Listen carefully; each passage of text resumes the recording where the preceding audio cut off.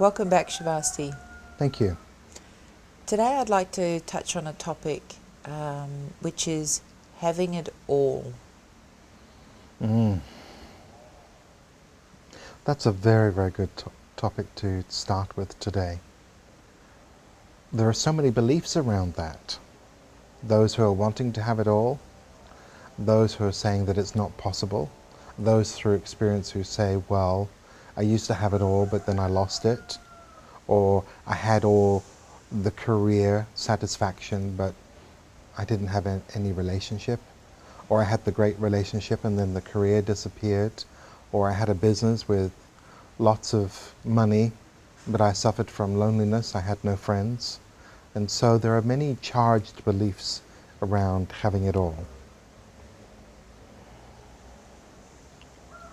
One of the issues around having it all is that we tend to be what I would call object orientated. So we believe that an object is going to fill the emptiness.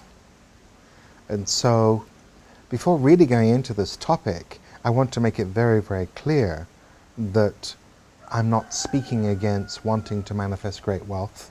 I'm not speaking against wanting to build a great commercial enterprise. I'm not speaking against any of that that might be associated with fame, fortune, or any of that which might be considered part of having it all, particularly within the context of cultures that are dominated by money and the transaction of money. So an image around having it all could be a very large house and having a speedboat and expensive cars and a very satisfying job and all those material comforts, maybe even private jets or something like that. So having it all means different things to different people. Most people want to be content, they want to be at peace, they want to be satisfied with what they have. And there can be a great deal of satisfaction with having a job or a kind of work where you're able to express yourself, express your own creativity, to have a happy and fulfilling relationship, or a relationship in which you feel content, and to live in an environment that feels safe and nurturing. There are, of course, very few people that have all of that. So even if we were to say that that all of that could be enjoyed with a relatively small income, which some people do enjoy peace of mind, satisfaction with their environment, without necessarily being a millionaire or a multimillionaire or a billionaire. So it's all really rather relative, because not all human beings want the same thing.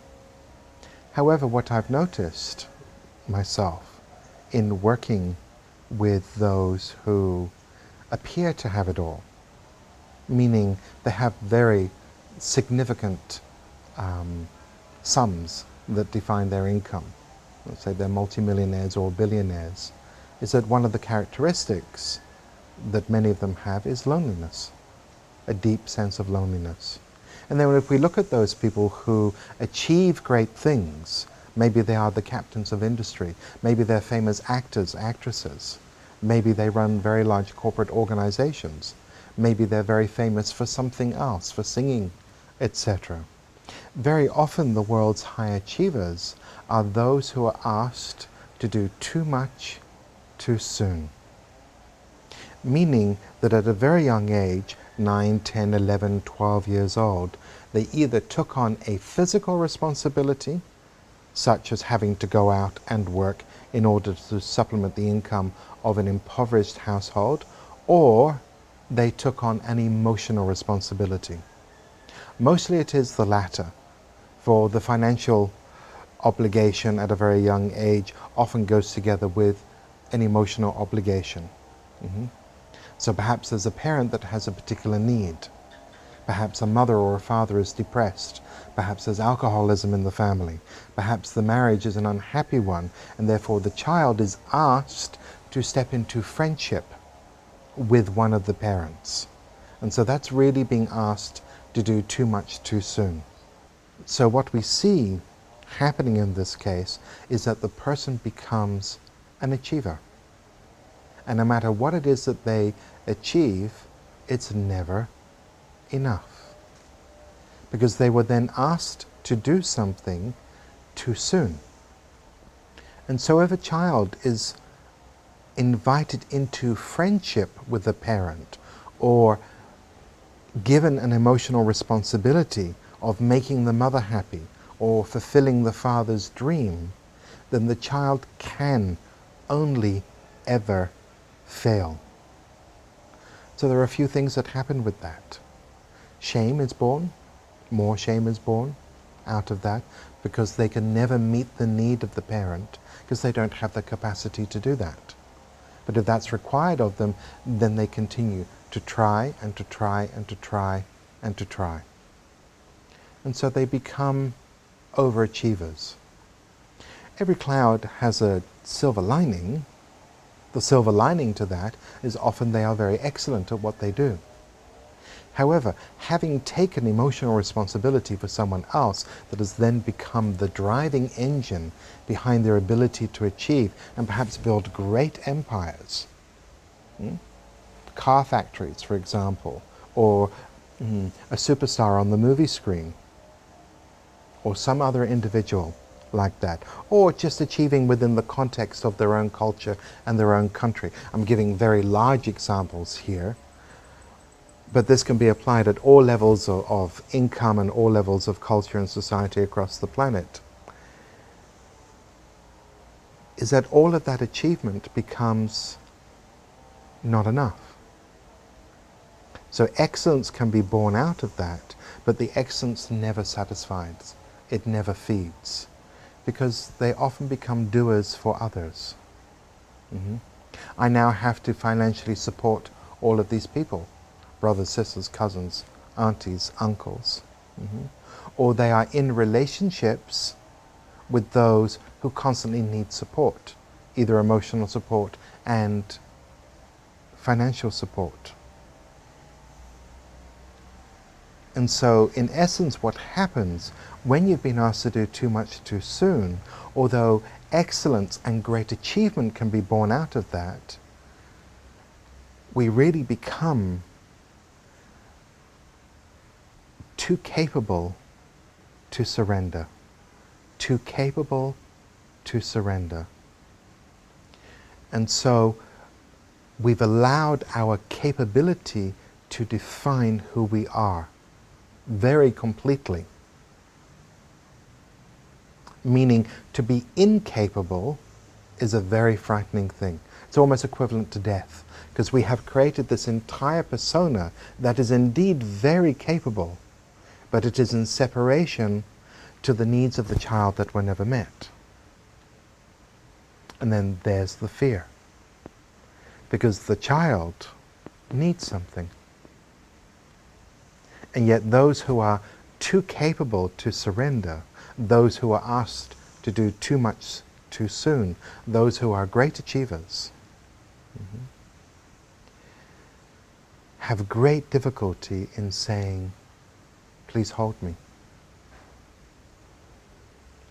Rather, they play the game of, I don't need you. I don't need you. Really, I don't need you. I am so capable of doing this on my own. And so we look to them. We look at these successful people and say, that is what I want. But often the driving engine behind that is a great deal of loneliness. There is an emptiness there. And so I repeat again, I'm not saying, absolutely not saying, that achieving that great wealth or achieving that great success or becoming world famous for something, for making cupcakes or making movies or designing dresses or designing aircraft or flying aircraft or whatever it is that you become famous at, a famous surgeon. There's nothing wrong with any of that. But very often when we see that all that which is achieved comes from a place of not enoughness, then there will also be an empty space. So they may have all of the palaces, all of the cars, all of the private jets, all of the business success, and yet be desperately lonely. And yet be desperately lonely because there is an inability to say, please just hold me. Too capable to surrender.